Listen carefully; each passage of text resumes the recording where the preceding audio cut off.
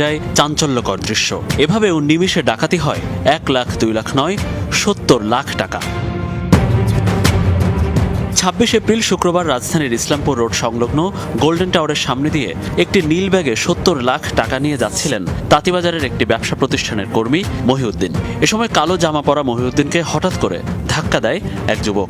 উল্টো এই কর্মচারীকেই ধাক্কা দেয়া যুবক ক্ষেপে গিয়ে প্রশ্ন করে, তুই ধাক্কা দিলি কেন, বলেই মারধর শুরু।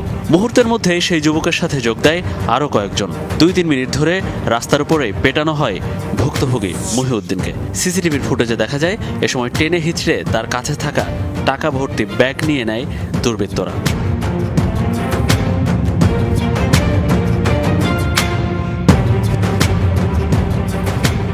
কিছু বুঝে ওঠার আগেই পাশের গলি এবং আশপাশের সড়ক ধরে পালিয়ে যায় ডাকাতরা। তাদের পালিয়ে যাওয়ার দৃশ্য ধরা পড়ে